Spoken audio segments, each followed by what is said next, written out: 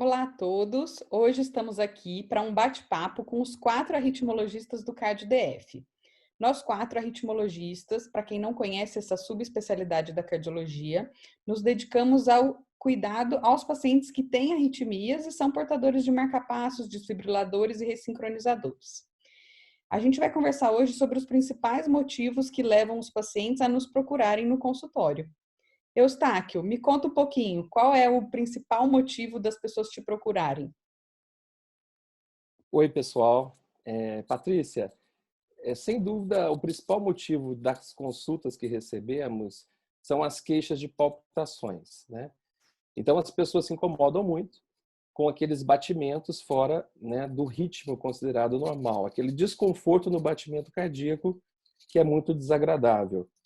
E o interessante é que na própria história clínica, conversando com o paciente, a gente já consegue direcionar muito do diagnóstico do que o paciente tem. Muitas vezes o paciente fala, olha, eu tenho uma palpitação tipo instantânea, uma sensação de falha. Muitas vezes a gente já imagina que ele pode ter alguma extrasístole, ou ele sente uma irregularidade no batimento, podendo indicar que ele pode ter uma fibrilação atrial, ou ele pode ter um batimento que começa uma aceleração brusca e termina bruscamente, podendo ser um ataque cardíaco supraventricular. Então, é interessante porque, através do que o paciente relata, da sua própria queixa, a gente pode chegar muitas vezes no diagnóstico do que ele tem, né, na própria consulta. Paula, e você? O que você tem visto muito de queixa que chega no seu consultório? Então, Eustáquio, eu recebo muito paciente com queixa de desmaio, né, que na linguagem médica é síncope. Acho que até porque o meu mestrado foi nessa área e acho que cada vez mais os pacientes estão pesquisando o nosso currículo antes de procurar o médico. E o desmaio, ele é a perda da consciência junto com a perda do tônus postural, ou seja, o paciente ele desmaia, ele cai e não sabe o que aconteceu, né? Porque nesse momento ele não está consciente. E para ser caracterizado como desmaio também, a recuperação tem que ser espontânea, né? A pessoa acorda sozinha. Ele pode ser, o desmaio pode ser um sintoma de arritmia, porque no momento em que o coração acelera muito ou fica muito lento, existe uma queda de pressão e com isso uma diminuição do fluxo sanguíneo para o cérebro e aí advém o desmaio. Ele pode ou não ser precedido por sintomas, mas o desmaio que é mais preocupante é aquele que acontece de forma súbita, né, em que forma abrupta, sem sintomas precedendo. Outros sintomas como tontura, palpitações mesmo, né, falta de ar, dor no peito, fraqueza, podem preceder o desmaio e aí nós temos que investigar. Nos jovens, a causa mais frequente de desmaio é a síndrome vasovagal, que é uma síndrome benigna, né, em que ocorre uma queda súbita da frequência cardíaca e ou da pressão arterial, levando a síncope, e geralmente é desencadeada em situações típicas, como ficar muito tempo em pé, dor ou ver sangue. Mas o desmaio pode ser também sinal de uma arritmia grave. Mais comumente, essa arritmia grave acontece em pacientes que têm problema cardíaco, como, por exemplo, um infarto prévio ou doença de Chagas. Mas pode acontecer em pacientes com coração normal, são causas raras, por exemplo, pacientes com doenças genéticas, mas o mais comum é que sejam em pacientes com problema cardíaco. E agora, Patrícia, sua vez, o que você recebe mais no seu consultório? Qual é o principal motivo de consulta? O principal motivo sempre são as queixas, né? Como vocês também já disseram, sempre tem muita palpitação e os episódios de desmaio também são bem frequentes, mas outro motivo muito frequente pelo qual os pacientes procuram a gente no consultório, acredito que com vocês também, é para avaliação de alteração de exames que mostram algum tipo de arritmia ou pacientes que têm histórico na família de arritmias cardíacas. A gente sabe que tem algumas doenças que são genéticas com manifestação familiar, que inclusive podem levar à morte súbita, que se manifestam nas famílias.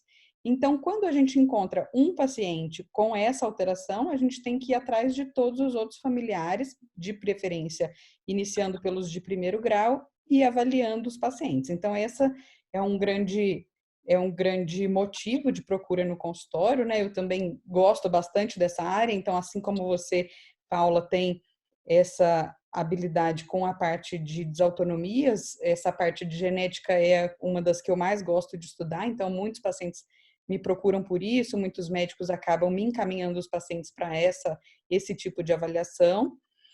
E, assim como os outros sintomas de arritmia, a gente pode estar diante de um quadro que não leva à preocupação do ponto de vista clínico ou há situações que, mesmo sem nenhum sintoma, podem significar um risco aumentado de morte súbita, onde a gente tenha que tomar providências. Independente de se é ou não uma situação grave, sempre que alguém aponta para um paciente que ele pode ter uma arritmia, esse paciente, em geral, chega no nosso consultório bastante preocupado. Essa preocupação é muito legítima e a gente acaba aí com outros exames diagnósticos, uma história clínica detalhada, como o Eustáquio já falou, exame físico e, eventualmente, lançando mão de outros exames, eventualmente até exame genético, esclarecendo qual é a repercussão dessa alteração na vida desse paciente, se leva a algum risco ou não.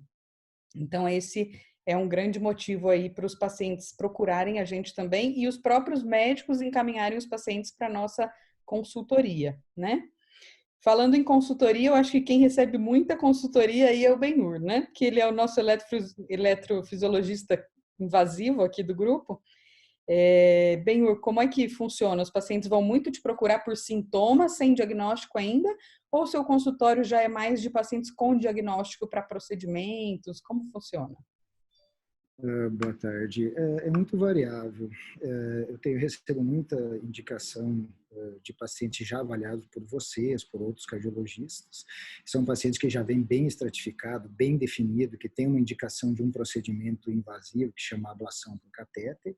E esses pacientes a gente só explica o que são os procedimentos, quais os benefícios, quais os riscos de fazer tal procedimento e quais as chances de melhora, de cura, de controle da arritmia. Existem também os pacientes que têm uma demanda espontânea de fibrilação atrial que nos procuram no consultório para uma melhor estratificação, para uma melhor investigação e, se necessário, para buscar procedimentos invasivos. Eu acho que uma grande importância é isso, é o paciente ser bem avaliado pelo seu médico. Então, o arritmologista, tanto o arritmologista clínico como o arritmologista invasivo, ele consegue, digamos, esmiuçar a patologia, aquilo que os colegas já falaram, ele consegue estratificar melhor o risco desse paciente, decidir se esse paciente tem uma indicação de um tratamento específico, ou medicamentoso, ou invasivo, ou às vezes do marca-passo, um desfibrilador, são os pacientes, são os médicos, digamos, que têm a melhor, digamos, instrução para indicar esse tipo de procedimento. Então, a gente recebe esses pacientes quando, na maioria dos casos, quando já vem de arritmologista ou de cardiologistas, vêm muito bem já orientados, e quando a procura é espontânea, a gente tem que fazer toda a investigação como é feita por vocês, e eu acho que isso é legal. É interessante, Benhur. Quer dizer, como vocês puderam perceber, né, esse foi o nosso primeiro bate-papo da equipe de arritmologistas da CardioDF, né? E nós, como arritmologistas, nós temos que ir desde a história clínica, de entender a queixa do paciente que levou ele a nos procurar, ou quando veio através de outro médico que nos encaminhou, né, qual é a preocupação do médico que levou a nos encaminhar, que vai da história, do eletrocardiograma, que na nossa área é fundamental, né, o eletrocardiograma dá o diagnóstico de muita coisa, e dos exames, né, Holter, teste ergométrico, ecocardiograma, às vezes exames invasivos como estudo eletrofisiológico, para podermos chegar ao diagnóstico e podemos elaborar tratamentos que vão desde uma simples orientação até o implante de dispositivos como marca-passo, fibriladores ou ablações por catéter, como o Benhur, né, nossa grande referência. Bom, espero que tenham gostado.